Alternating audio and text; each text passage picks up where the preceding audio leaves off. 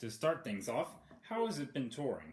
Touring is amazing. I mean, we get to see all these different places and bring this beautiful show to so many different people, whereas when a show is doing a sit-down on Broadway, that group of people gets to see it, and then there's new tourists that come in, but the locals have all seen it, So when we take this show, we get to show so many different communities, which is such a gift in itself. The Phantom of the Opera has been around all over the world for many years. It even recently celebrated its 30th anniversary on Broadway. How did you first discover the musical?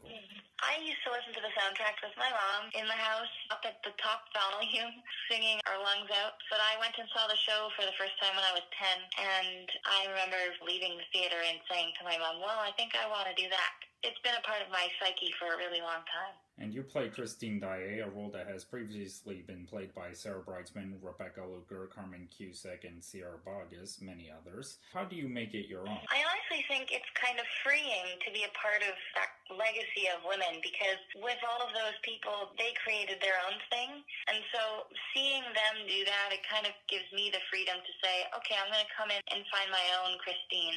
From what I know of the Christines that are still around, who I'm in contact with, it's really like a family. Like, we can message each other and talk about things to do with the role when we're feeling stressed or confused. It's like a really neat club of Christines, this great resource.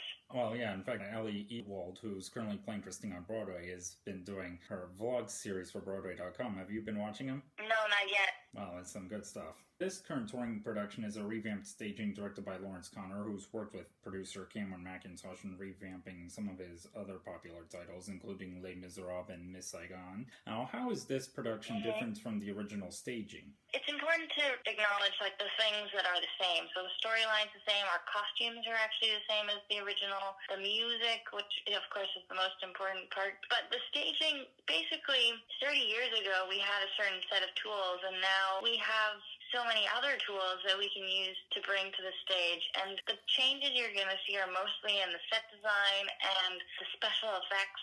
We can do a little bit more flash bang than we could 30 years ago.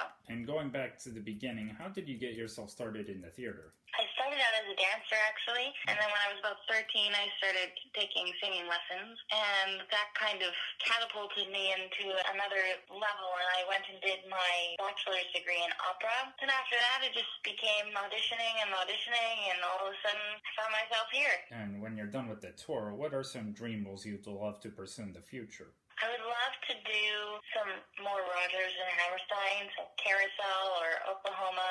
I really love Light in the Piazza by Adam Gettle. Clara is definitely a dream role. I would love to do West Side Story again. I played Maria a couple of years ago, and it was a pretty life-changing experience, so I would do that again in a heartbeat. Speaking of Light in the Piazza, you even got to work with original cast member Victoria Clark on a new musical recently. Yes, I did. She's amazing. In conclusion, what advice would you like to give to any aspiring young performers out there? Don't take no for an answer. If someone says that they don't have time for you, maybe push it a little bit and see if they can make time. I always think it's best to ask, and what's the worst that's going to happen? You're going to get a no, and they'll think you're persistent, and that's great. I feel like I've gotten to where I am today because I kind of kept on knocking on doors, and even when there was a potential no at the end of the line, and I think that I'm here because of that. Eva, I thank you very much for devoting your time to this interview, and I hope you have a great time in Durham.